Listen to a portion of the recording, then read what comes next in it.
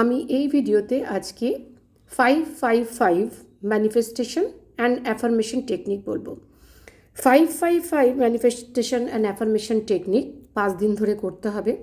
এটা ভীষণ এফেক্টিভ। যদি কেউ ইমিডিয়েট রেজাল্ট চান, ধরুন আপনার পরীক্ষা আছে, তারপর আপনি সে পরীক্ষাটা খুব ভালোভাবে দিতে চান, বা প্রেগনেন্সি আসছে না তার জন্য, কোনো ডিভোর্সের মামলা চলছে তার জন্য, বা কোনো রিলেশনশিপ ইস্যুস তার জন্য, যে কোনো শারীরিক অসুবিধা তার জন্য, প্রত্যেকটা জিনিসের জন্য কিন্তু আপনি 555 টেকনিক করতে পারেন।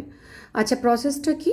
প্রসেস হচ্ছে প্রত্যেক দিন শোয়ার আগে একটুখানি বসে ব্রেদিং এক্সারসাইজ করে ইষ্টদেবতা, গুরুদেব বা হায়ার কোনো এনার্জির সাথে নিজেকে কানেক্ট করে, স্যারেন্ডার করে, তারপর ফোকাস করতে হবে, নিজেকে কনসেন্ট্রেট করতে হবে উইথ ইন্টেন্স ডিভোশন, যে আমি যা চাইছি ইউনিভার্সের কাছে, ইউনিভার্স আমাকে সেটা অবশ্যই দেবে।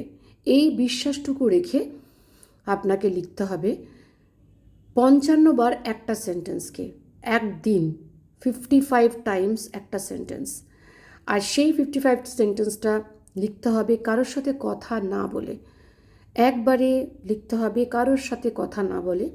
খুব ভালো হয় যদি কোনো একটা ছোট্ট প্রদীপ কিংবা মোমবাতি কিংবা ধূপকাঠি জ্বালিয়ে করতে পারেন, সেটা করলেও ভালো হয়। যদি না করতে পারেন, একটু হাতে সেন্ট দিয়ে নেবেন, গায়ে সেন্ট দিয়ে নেবেন, দিয়ে হায়ার এনার্জির সাথে কানেক্ট করে আপনি কিন্তু লিখতে হবে। রাত্রে শোয়ার আগে ক্লিন একটা ক্লোথ পরে, খাওয়া দাওয়ার পর শোয়ার আগে একটা ক্লিন জামা কাপড় পরে 55 টাইমস একটা সেন্টেন্সকে লিখতে হবে। লেখার পর ইউনিভার্সকে গ্র্যাটিটিউড, আপনার ইষ্টদেবতা গুরুদেবকে গ্র্যাটিটিউড জানিয়ে এমন করে একটা মনের মধ্যে একটা আনন্দ ফিল করে রাখতে হবে যে অলরেডি সেই কাজটা হয়ে গেছে। এইভাবে কিন্তু 5 দিন ধরে করতে হবে। 5 দিন ধরে আপনার এই রকমভাবেই করতে হবে, with full intention and full dedication. টাইমটা মেনটেন করতে হবে, যে টাইমে আপনি করছেন যেন সেই টাইমটাই হয়। হতে পারে আধ ঘন্টা 1 ঘন্টা এদিক ওদিক, কিন্তু রাত রাতেই যেন হয়, শোয়ার আগে শোয়ার আগেই যেন হয়, with full intention, with full dedication. একটা মিরাকুলাস কিন্তু রেজাল্ট পাবেন। কোনো কেস যদি এরকম কোনো কেস হচ্ছে, লিগাল কেস হচ্ছে, আটকে গেছেন সেখানে, লোনের পর লোন শোধ হচ্ছে না, বা কোনো মানি ব্লকেজেস আছে, যে কোনো ক্ষেত্রে যদি কারো শারীরিক অসুবিধা আছে, এমনকি ক্রনিক ডিজিজও কিন্তু সেরে যায়।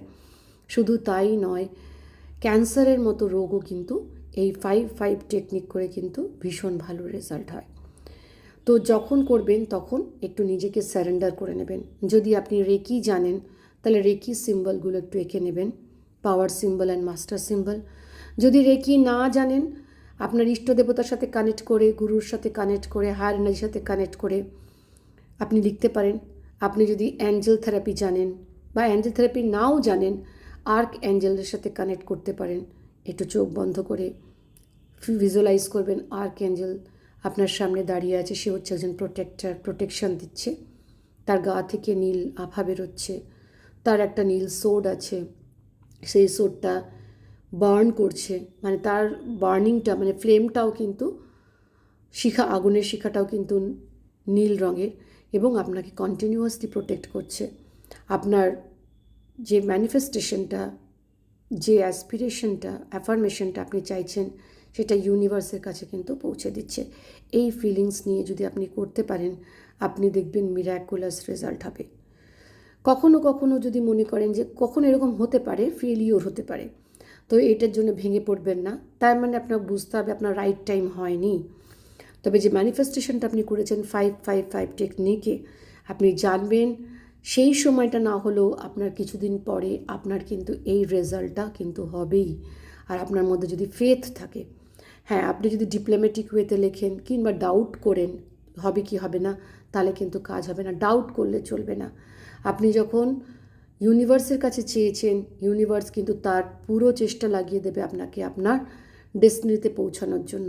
সেই জন্য কোনো ডাউট না রেখে একদম পুরো স্যারেন্ডার করে আপনাকে কিন্তু with full devotion and intention আপনাকে কিন্তু লিখতে হবে।